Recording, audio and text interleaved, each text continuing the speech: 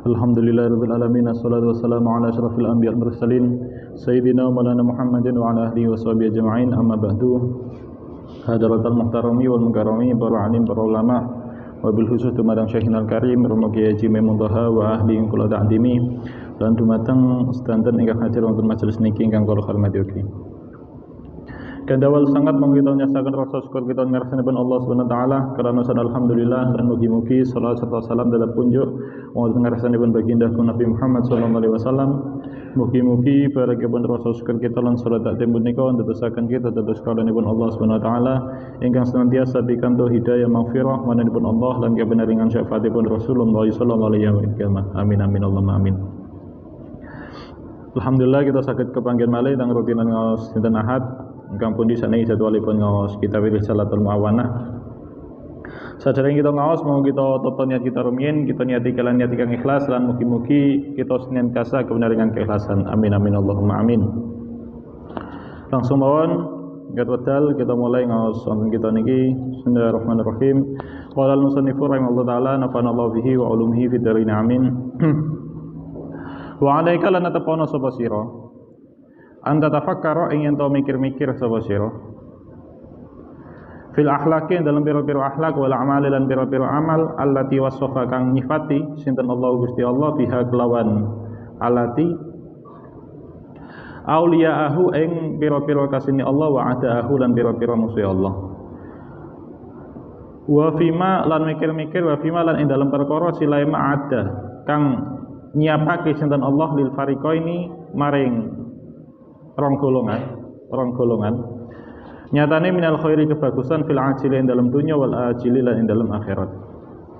Harapipun dan hendaknya kamu merenungkan tentang akhlak dan amal-amal yang Allah mensifati para wali dan musuh-musuhnya dengan sifat-sifat tersebut. Dan merenungkan tentang apa yang telah Allah persiapkan untuk dua golongan, yaitu para wali Allah dan musuh-musuhipun Allah. Berupa kebaikan yang disegerakan di dunia dan yang ditangguhkan di akhirat. Teng kesempatan ini kita membahas mengenai tafakur.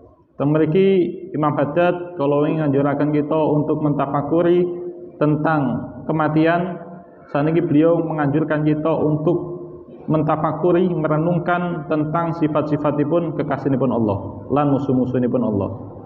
Dianjurkan untuk merenungkan sifat-sifatipun calon ahli surga lan calon ahli neraka. Karena yang kita menghendaki diri kita termasuk golonganipun kekasihipun Allah, yang kita menghendaki mengharapkan untuk menjadi golongan ahli surga, mongko menjadi suatu kewajiban bagi kita untuk mengetahui sifat-sifatipun ahli surga, mengetahui sifat-sifatipun kekasihipun Allah Subhanahu wa taala. Supados kita saged menghiasi diri kita kalian sifat-sifatipun kekasihipun Allah niku. Lan saged ngamal kados amalanipun kekasihipun Allah, amalanipun ahli surga. Wonten kitab Imam Haddad, wonten kitab Hikam Imam Haddad, beliau niku nate ngendikan, rahmatun tatlubuka wa rahmatun tatlubuha. Beliau ngendikan rahmatun tatlubuka wa rahmatun tatlubuha. Rahmat itu ada rahmat yang mencarimu dan ada rahmat yang harus kamu cari. Terus enten dua rahmat. Allah ini enggak ada dua rahmat, sing setunggal niku rahmat yang mencari dirimu dan ada rahmat yang harus kamu cari. Fallati tatlubuka rahmatul hidayah fil bayan. Rahmat yang mencarimu ialah rahmat hidayah. Rahmat yang mencarimu ialah rahmat hidayah yang datang dengan penjelasan. Wali ajliha kana irsalur rusuli wa inzalul kutub. Oleh karena inilah Allah mengutus para rasul dan Allah menurunkan kitab-kitabnya. Enten rahmat ingkang mencari kita nggih punika hidayah. Ingkang pundi Allah mengutus para rasul untuk menyampaikan dakwah. Enten rahmat nggih punika rahmat hidayah ingkang pundi rahmat niki mencari kita. Akhirnya karena niku Allah mengutus para rasul untuk menyampaikan dakwah-dakwah. Dari daerah sini ke daerah yang lain untuk menyampaikan dakwah-dakwah. Ingkang pundi sakniki tasik diterusaken kalian para pewaris Kanjeng Nabi nggih menika para ulama. Lan enten malih rahmat yang harus kita cari. Nggih menika fallati tatlubuha hiya al jannah tas'alaha fil amali sholih ala qanunil ilmi an-nafi. Rahmat yang harus kita cari nggih punika surga. Yang mana untuk mendapatkan surga niki bisa kita usahakan dengan amal soleh sesuai dengan petunjuk ilmu yang bermanfaat. Terus untuk melebet surga niku kita kedah memantaskan diri kalian cara menghiasi diri kita kalian sifat-sifatipun ahli surga lan amal soleh. Niki dawuhipun Imam Haddad kados mangken.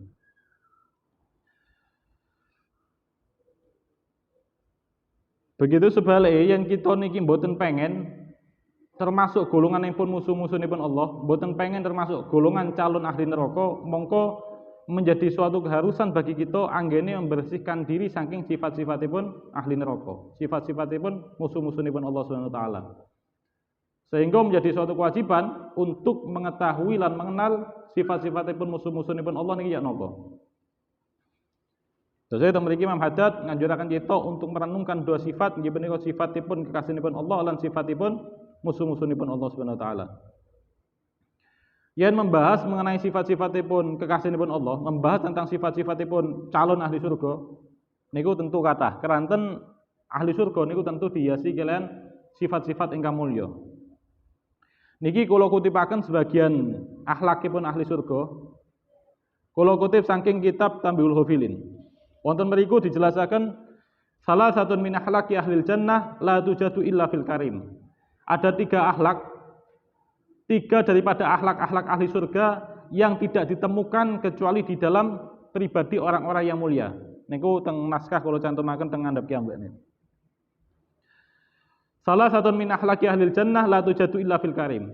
Tiga daripada akhlak-akhlak ahli surga yang tidak ditemukan kecuali pada pribadi orang-orang yang mulia.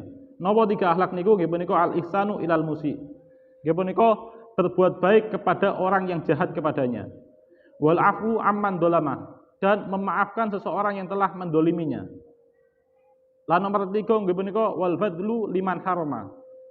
Memberi kepada dermawan kepada seseorang yang tidak pernah memberinya. Dermawan kepada seseorang yang medit kepadanya. Niku tiga sifat saking sifatipun ahli surga. Terus yang pertama nggih punika berbuat baik kepada orang yang jahat, dan nomor dua nggih punika memaafkan kepada orang mendolimi, nomor tiga dermawan kepada orang yang pelit. Kita bahas yang nomor satu lan nomor dua rumiyin. Sing nomor satu nggih punika berbuat baik kepada orang berbuat jahat. Lan nomor kali memaafkan kepada orang yang mendolimi. Terus kebaikanipun mereka ahli surga, mereka lakukan kebaikan niku tidak pandang bulu. Mboten namung sekedar datang tiang ingkang nate berbuat baik datang dia mawon. Tapi ugi berbuat baik datang tiang ingkang jahat. Yen kita nih berbuat baik datang tiang ingkang pernah berbuat baik datang kita, niku mudah, niku gampang. Datang tiang niku saged untuk berbuat baik datang tiang yang baik kepada kita niku gampang. Niku datang tiang saged lah. Tapi yang berbuat baik datang tiang ingkang jahat niki sing angel. Lan tiang sing hebat niku nggih tiang sing saged melakukan hal-hal sulit. Terus berbuat baik, melakukan kebaikan datang tiang ingkang berbuat baik datang kita. Niku kebaikan semacam niku kados sebatas transaksional mawon. Anda baik kepada saya memberikan kebaikan juga kepada Anda. Kados transaksional mawon. Lan kebaikan semacam niku kadang samar. Kadang niku samar. Apakah saya berbuat baik kepada dia ini murni ikhlas lillahi taala atau hanya karena sungkan? Karena dia pernah berbuat baik, akhirnya saya sungkan untuk tidak berbuat baik. Akhirnya terpaksa berbuat baik. Nah niku kadang samar. Lah sing drill berbuat baik niku ketika kita sampun saged melakukan kebaikan, berbuat baik datang tiang ingkang jahat datang kita, baru niku tenanan tiang ingkang sae. Lan karakter semacam niki berbuat baik datang tiang jahat lan memaafkan datang tiang ingkang jahat. Niki karakter semacam niki sampun dicontohaken dening pimpinanipun kasihipun Allah. Nggih punika Kanjeng Nabi Muhammad sallallahu alaihi wasallam. Salah setunggalipun wedal dikisahaken, salah setunggalipun wedal enten tiang Yahudi. Enten tiang Yahudi namine Zaid bin San'ah. Enten tiang Yahudi namine Zaid bin San'ah. Beliau niki nanti ngendikan, Zaid bin San'ah niki nanti ngendikan. Ketika aku membaca dalam kitab Taurat tentang sifat-sifat Nabi akhir zaman, tidaklah sifat-sifatnya, tidaklah aku membaca dalam kitab Taurat tentang sifat-sifat Nabi akhir zaman, melainkan semua sifat-sifat itu ada pada pribadi Muhammad. Kecuali ada beberapa sifat yang aku masih belum melihat buktinya. Yaitu sifat kasih sayangnya Nabi akhir zaman itu lebih besar daripada amarai. Kasih sayangnya itu lebih besar daripada murkanya. Nah, sifat iki aku belum menemukan buktinya. Nah, aku iki pengen ngetes apa teman-teman enek sifat iki nang pribadi Muhammad. Niku keinginanipun Zaid bin San'ah. Akhirnya saya itu nanti salah setunggalipun udal Zaid bin San'ah niki berkesempatan muamalah kali Kanjeng Nabi. Kanjeng Nabi niku nanti tumbas dagangane. Lan Kanjeng Nabi niku utang. Berhutang datang Zaid bin San'ah niki. Akhirnya utang disepakati bayar teng suatu saat tertentu sing sampun disepakati. Wis engko iki utang iki tak bayar nang waktu sekian. Deal ya. Oke, deal. Niki enten waktu tertentu sing sampun disepakati kedua belah pihak.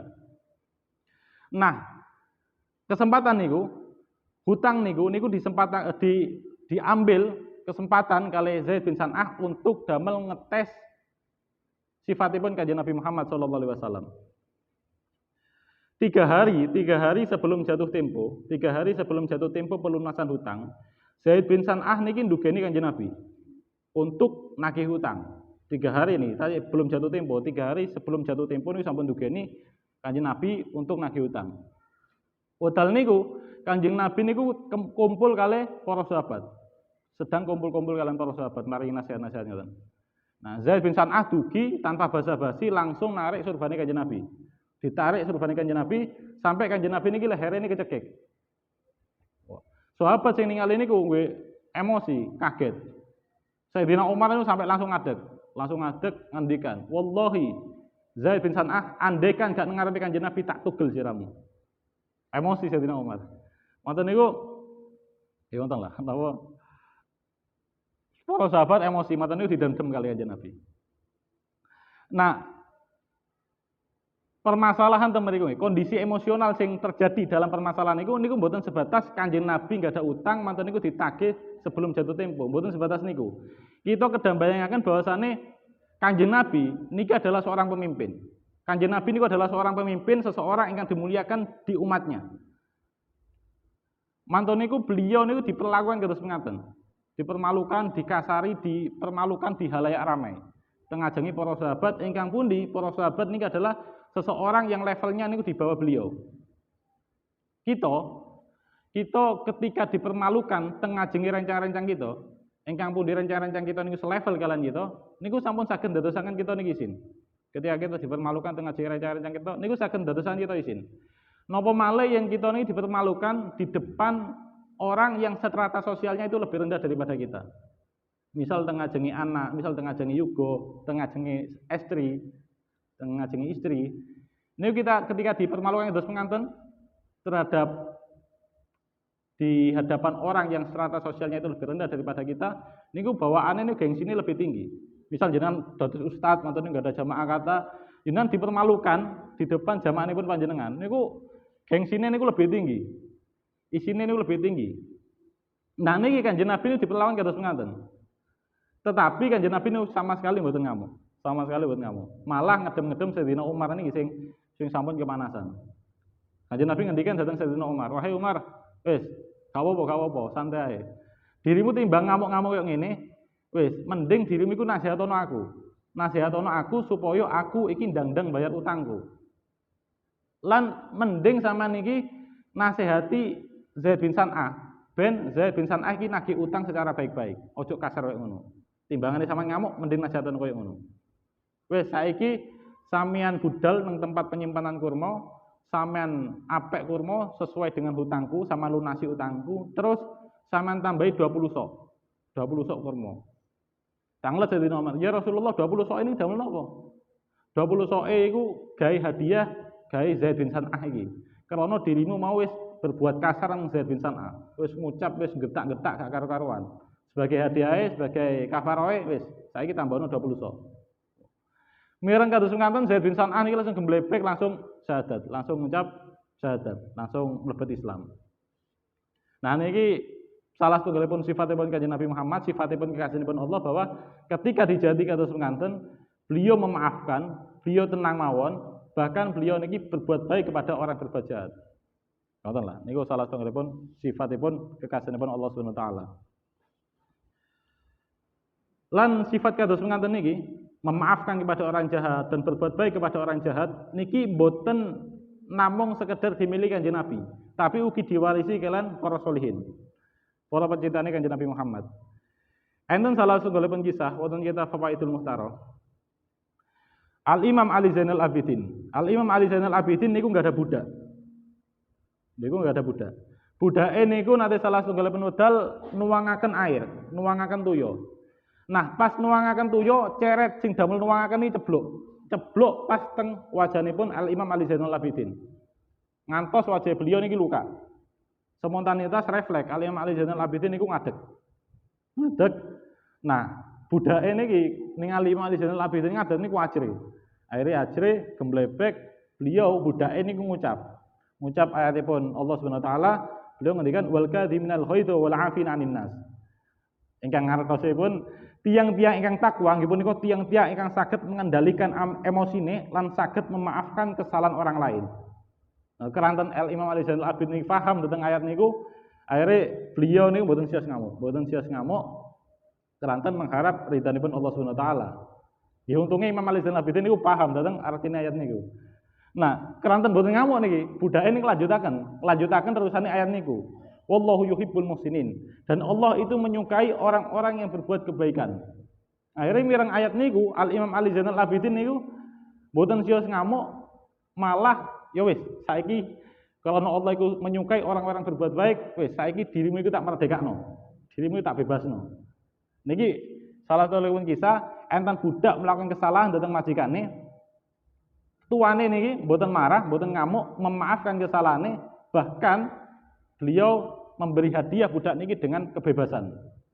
Niki sifat-sifatipun kekasihipun Allah Subhanahu wa taala niku kados ngaten. Ya ngoten lah.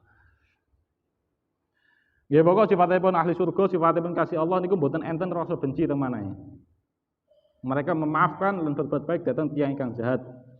Abaya niku sering ngendikan pokok kuncine iku ojo sampai enek rasa benci nang wong. Ojo sampai enek rasa seneng. Pokok kuncine iku ojo sampai enek rasa gak seneng nang sak padha-padha. Apa maneh rasa benci, ojo sampai iku. Niku sering kali disampaikan kalian Abaya. Pas waktu dahar ngoten niku sering disampaikan. Nah, mungkin di antara tips supados mboten enten rasa benci dhateng tiyang, supados mudah memaafkan niku diantaranya setunggal niku empun ngimut-ngimut kesalahanipun tiyang, empun ngimut-ngimut kejahatanipun tiyang lintuh datang kita. Kados keterangan wonten kitab Tambilul Filin, enten 3 perkawis ingkang kita tidak dianjurkan untuk merenungkan, memikirkan 3 perkawis niki. Yang pertama, nggih punika empun memikirkan kemiskinan. Waduh gak duwe iki apa yo. Nah, memikirkan kemiskinan niku nyebabaken semakin bertambahnya kesusahan kita, semakin bertambahnya kesedihan kita. Semakin bertambah galau dan lain pinunggalane, tambah supuk urepe. Nomor kali jangan memikirkan bahwa merenungkan, membayangkan bahwa hidup di dunia ini lama. Kanten yang memikirkan kados ngaten nyebabaken kita niki seneng ngumpulaken harta. Lan nyebabaken kita niki nunda-nunda amal kebaikan. Besok sik urip ae, akhirnya nunda-nunda amal kebaikan. Lan saged dadosaken nyanyiaken umur. Nomor 3 nggih punika jangan memikirkan kejahatan orang. Jangan memikirkan kejahatan orang lain yang pernah dilakukan kepada kita. Karena jika kita memikirkan hal itu akan menyebabkan tambahnya emosi kita, tambahnya benci kita kepada dia. Lan niki harusnya memang nyata ya. Ketika kita niki mikiraken kejahatanipun tiyang lintuh datang kita, nyemut-nyemut malih niku tambah sesak teng dodo. Terus nggih pun, ketika enten tiyang nglampahi kesalahan datang kita, ketika enten tiyang jahati kita nggih pun lupakan. Mbok usah dieling-eling. Lah dieling-eling niku malah memperkuat emosi, malah ndadosaken dendam benci. Dados penyakit hati. Niku tips pertama. Nomor kali nggih punika nyadari bahwasane dengan memaafkan kezaliman orang lain, memaafkan kejahatan orang lain kepada kita, niku akan ndadosaken kesalahan-kesalahan kita niku akan diampuni kalian Allah Subhanahu wa taala. Niku kados keterangan wonten kitab Tafsir Ibnu Katsir surat An-Nur ayat 22. Niku mriki dijelaskan bahwasane ketika kita niki memaafkan orang lain maka kita akan dimaafkan. Ngoten lah. Terus niku kesempatan ketika enten tiyang berbuat salah dimaafkan. Niku merupakan kesempatan damel kita supados kesalahan kita diampuni kalian Allah Subhanahu wa taala. Nomor 3 memandang bahwa apapun ingkang terjadi di muka bumi niki niku mboten lepas saking takdiripun Allah Subhanahu wa taala. Termasuk kejahatanipun tiang lintuh datang kita niku termasuk bagian daripada takdir. Lan sampun selayaknya bagi kita seorang hamba niku menerima takdir niku dengan sabar lan ridho. Nanti salah setunggalipun wedal kisah niki yen boten teng kitab Tambil Mukhtarin teng kitab Fawaidul Mukhtar. Eten salah setunggalipun kisah Sayyidina Husain. Sayyidina Husain niku nanti salah setunggalipun wedal dikaplok tiyang. Sayyidina Husain niki. Sayyidina Husain dikuaplok tiyang. Pas niku Sayyidina Husain niki kali para santri ini. Nah, para santri ini ketika ningali niku nggih boten trima. Wah, kurang ajar. Bapak kok boten trima, masih balas santri-santri ini. Tapi dicegah kali Sayyidina Husain. Oh, ojo, santai. Lho boten saged ya, Syekh. Niki pun kurang ajar niki. Ngelamak tiyang niki. Pun kula bales e. Ojo, santai. Syekh, saiki sama tak takoni. Sing nakdirno iki terjadi iki sapa? Sing nakdirno wong iki ngaplok aku sapa? Allah. Ya wis, mosok iya aku kate gak trima nang takdir pangeran. Are mendel nih. Mendel para santri ini. Jadi niku sudut pandangipun Sayyidina Husain ketika memandang perkawis ingkang kurang mengenakkan. Pandanglah bahwa itu juga bagian daripada takdir yang harus kita terima, yang harus kita ridho. Ketika takdir niku sae, nggih kita syukuri. Ketika takdir awon berarti tugas kita saat niku nggih sabar. Ya ngoten lah. Pokok usaha semaksimal mungkin ampun nyimpen rasa benci dhateng tiyang. Kanten mangke ingkang selamat teng akhirat nggih punika tiyang ingkang manahe bersih. Yauma la yanfa'u malun wala banun illa man hadallaha biqalbin salim. Sifat ahli surga nomor 3 nggih punika. Ingkang wonten teng kitab Tambil Hofilin nggih punika maringi tiyang ingkang boten nate maringi dhateng kita. Dermawan kepada orang yang pelit kepada kita. Bisa jadi lantaran kita dermawan datang tiang ingkang medhit datang kita, manahe tiang niku tersentuh lan sifatnya niku berubah. Kados salah satunggalipun kisah niki enten teng Sahih Bukhari lan Sahih Muslim. Kanjeng Nabi niku nate cirios zaman Senin. Zaman Senin niku enten tiang sing senengane sedekah secara sembunyi-sembunyi. Sedekah pas dalu-dalu niku sedekah secara sembunyi-sembunyi. Senengane niku kados ngaten. Niki menurut Ibnu Hajar niki terjadi pada zaman Bani Israil. Singkatnya cirios, tiang niki senang sedekah secara sembunyi-sembunyi. Wedal dalu, beliau sedekah teng tiang random, teng tiang acak, pokok sedekah. Nah, injinge niku tersiar kabar bahwa enten tiang sugih sing medhit sing angsal sedekahan. Enten tiang sugih medhit angsal sedekahan. Nah, tiang sing sedekah niki rada setengah getun. Keranten salah sasaran. Waduh ya Allah, kula sedekah salah sasaran niki. Sing nerima lah kok wong sugih sing medhit. Nah, ternyata barokah keikhlasanipun tiang niki lan barokah sedekah secara sembunyi-sembunyi, tiang sing sugih medhit niki berubah sifatnya. Digerakkan kalian Allah menyadari kesalahane bahwa mantan niku dhek niki tobat, akhire dados tiang ingkang dermawan juga. Niku barokahipun sedekah sembunyi-sembunyi. Terus saya saged ugi ketika kita dermawan datang tiang ingkang medhit datang kita niku saged merubah menyentuh manahe tiang niku. Nggih, kalau wau niku 3 sifatipun ahli surga. Sifat-sifatipun tiang ahli tiang sing mulya, tiang sing mulya. Mantene kita ugi dianjuraken dening Imam Haddad maranungi sifat lan karakteripun musuh-musuhipun Allah Subhanahu wa taala. Supados kita ini saged menjauhi sifat-sifat niku, saged membersihkan diri kita saking sifat-sifat niku. Nggih. Pokok sifatipun musuhipun Allah nggih, pokok sifat-sifat sing awon niku.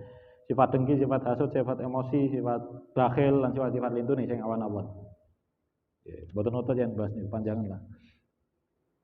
Di antara dalil ingkang dicantumaken Imam Haddad tentang sifat lan karakteripun kekasih lan musuh-musuhipun Allah Subhanahu wa taala, nggih menika ayat-ayat ingkang wonten teng teks niku. Saged diwaos kiambak lah. Langsung teng buah saking mentafakuri hal niki, wa samratu hadat tafakkur lan utawi muwah ikilah tafakkur iku mahabbatus suada. Cinta maring wong kang ahli bejo. Wa hamlun nafsi lan nggo nafsu alal amal ing atase amal bi amalihim kelan pira-pira amale suada. Wa takhulluqi lan gawe akhlak bi akhlakihim kelawan pira-pira akhlake suada. Dan buah daripada mentafakuri semacam ini, mentafakuri sifat-sifat kasihipun Allah, mentafakuri sifat-sifat niku wau musuh-musuhipun Allah Subhanahu wa taala. Ini akan berbuah cinta kepada orang-orang yang beruntung. Nggih punika kasihipun Allah niku. lalu mendorong nafsu untuk beramal seperti amal-amal mereka dan berakhlak sebagaimana akhlak-akhlak mereka. Wa saking mentafakuri sifat kasanipun Allah niku bakalan dadosaken kita cinta dhateng para belione. Kelanten memang Allah ciptakan karakter tabiat manusia niku cinta dhateng keindahan. Lan pada pribadine kasanipun Allah niku dipenuhi kalian keindahan sifat lan budi pekerti. Terus sehingga wajar yang kita niki cinta dhateng para beliau. Kelanten niku suatu anugerah Allah menciptakan kita. Allah ini sampun memberikan kemudahan bagi kita. Allah menciptakan kita mempunyai tabiat cinta kepada keindahan. Lan Allah mengharuskan kita memberi teladan kepada kita, yaitu Kanjeng Nabi Muhammad. Ingkang pundi Kanjeng Nabi Muhammad niku dipenuhi kalian keindahan. Napa dijelasaken teng kitab Simtud Duror niku kana Nabi sallallahu alaihi wasallam ahsanan nas khalqan wa khuluqan. Kanjeng Nabi Muhammad itu adalah sebaik-baik manusia dari segi fisik maupun budi pekerti. Jadi mudah untuk mencintai beliau, mudah untuk condong kepada beliau. Kantun kita purun berusaha untuk mengenal beliau mboten. Yen seseorang niku sampun cinta dhateng para sholihin, mongko bakal enten dorongan untuk meneladani beliau. Ketika sampun cinta dan para sholihin, mongko enten dorongan untuk meneladani akhlak-akhlakipun beliau. Dan niku penting anggene kita niku kempal kalian tiang-tiang kang sae. Supados kita niki ketularan terus tiang kang sae. Minimal yen tasih dereng saged meniru akhlak-akhlak tiyang sae. Ketika kita kumpul kalian tiang-tiang yang sae niku minim kita niku akan menyadari kesalahan-kesalahan kita. Dengan kumpul kalian tiang-tiang yang sae niku akan menyadarkan kekurangan-kekurangan dan kesalahan-kesalahan kita. Ingkang mungkin kesalahan dan kekurangan niku tidak kita sadari sebelumnya. Ya misal kita niki misal kita niki salat 5 waktu. Kita nih salat 5 waktu nggih kita lampahi manten niku salat duha, salat tahajud niku lakmut mawon. Nah, kita merasa cukup dengan ibadah semacam niku. Kita merasa cukup dengan ibadah semacam niku. Merasa nggih baik-baik saja dengan ibadah semacam niku. Tapi ketika kita kumpul kalian tiang ingkang sae, wonten niku ningali ibadah, tiba wong iki salate 100 rakaat misal. Salat sunah 100 rakaat. Wah, setelah kumpul kali tiang niku kita sadar bahwa berarti ibadahku selama ini gak baik-baik saja. Berarti ibadahku selama ini kurang. Sing tak anggap cukup selama ini ternyata kurang. Utawi misal teng mriki lah, misal kita ketika dijadwal ro'an kita tumut ro'an. Ketika ketika enten ngecor kita nggih tumut-tumut nulungi ngecor. Kita merasa cukup dengan jariyah semacam niku, merasa cukup dengan ro'an semacam niku. Lan merasa baik-baik saja, tidak ada kekurangan. Tapi ketika kita ningali tukang-tukang niku yang setengah dewa niku, sing koyo robot niku. Wah, niku kita baru sadar bahwasane lak tibarino wis sing koyo ngene iki, gene apa-apa nih amalku. Berarti selama ini jariyahku kurang lak tibarino para beliau niki. Jadi dengan kumpul kalian tiang saya niku akan menyadarkan kesalahan gitu. Oke, pokok intinya ketika kita menjadi orang baik niku tanpa kita sadari niku sampun membantu orang lain untuk menjadi baik. Dengan kita menjadi rencang yang saya niku akan memudahkan rencang kita untuk berbuat saya juga. Ketika kita niki menjadi mas ingkang saya niku akan memudahkan adik kita untuk hormat dan menghargai kita. Ketika kita dados tiang sepa ingkang saya ini akan memudahkan juga untuk hormat untuk berbakti datang kita. Begitu sebaliknya yang seseorang niku dados pribadi ingkang buruk niku akan mempersulit orang lain untuk berbuat baik. Ketika seseorang niku dados mas ingkang sakrape dhewe dateng adike, ingkang nglamak dateng ingkang dados mas sing senengane ngilokno adike, niku akan menyulitkan adik untuk hormat dateng mas niku. Iki piye carane menghormati mas kok ngene? Bawaane ning nglamak tok, piye ngono. Niku lak mase niku nggih ngoten lah, senengane ngebuli, senengane ngahujat niku ya adike kesulitan untuk menghormati. Terus tiang sepane dados tiang sepa sing senengane ngilokno, senengane wis mboten nate didik. Pokok dados tiang sepa sing awon lah. Niku nggih yuga nggih bakalan kesulitan untuk hormat berbakti tentang tiang sepa. Ya teman.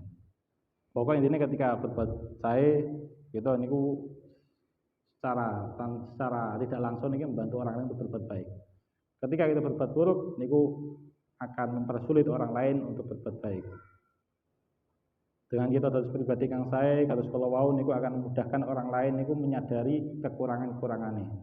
Begitu sebaliknya ketika kita dados tiyang ingkang boten sae, misal dados tiyang ingkang males, niku akan dadosaken tiyang niku sing teng sekeliling kita niki sulit untuk menyadari kesalahan. Misal kita anggap mawon kita lah. Misal kita nih nggak ada kebiasaan, naudzubillah, misal gosok. Kita nggak ada kebiasaan gosok. Tapi keranten enten kita nih kempale kalian tiang sing awon, lebih awon daripada kita. Rencang kita nih senengane nyolong. Maka kita merasa bahwa gosok ini tidak apa-apa. Merasa bahwa gosok ini lebih baik daripada dia. Jadi dengan kumpulnya kita dengan teman semacam ini, teman yang buruk ini, niku akan persulit kita untuk menyadari kesalahan kita. Tapi yang kita ini kembali ke nikang saya, maka niku semakin mudah menyadarkan kita akan kesalahan-kesalahan kita. Ya ngoten intine ngoten. Intine dados pribadi kang saya. Nggih mugi mawon kita saged menghiasi diri kita kalian sifat lan karakteripun kekasihipun Allah. Dan bersihkan diri kita saking sifat-sifatipun musuh-musuhipun Allah Subhanahu wa taala. Amin. Wa in dhahabna lan lamun lumaku sapa kita natabi ahale niti-niti sapa kita majarial fikri ing nggon lumakune fikir tafakur kharajna mongko metu sapa kita an maksudina saking maksud kita binali jasi saking ringkes wa fimalan iku tetep ing dalam perkara silai ma'asyarana kang paring isyarat sapa kita ilahi maring ma kifayatun ta kecukupan lil akili kedhe wong kang berakal. Dan jika kami Imam Haddad meneruskan dengan pembahasan objek-objek tafakur, maka kami akan keluar dari tujuan kami menulis kitab ini, yaitu peringkasan keterangan dan apa yang sudah kami jelaskan itu sudah cukup bagi orang yang berakal. Terus mentafakuri sifat kekasihipun Allah lan mentafakuri sifat musuh-musuhipun Allah niki merupakan anjuran objek tafakur terakhir ingkang beliau sampaikan kepada Imam Haddad. Katon yang beliau lanjutakan, jatuhnya tasik kata objek-objek tafakur itu nih. Tapi yang beliau lanjutakan untuk membahas masalah objek-objek tafakur, mongko kitab niki bakalan terus kitab ingkang panjang.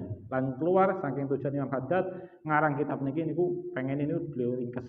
Terus lah diterusaken malah keluar saking tujuan niku. Yen pengen lebih dalam mengenai objek-objek tafakur bisa ningali teng kitab iki ya.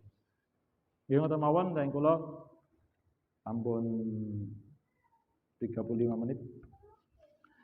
Saya kalau semanten kada kenuntun yunah ke pangapunten akhirul kalam. Assalamualaikum warahmatullahi wabarakatuh.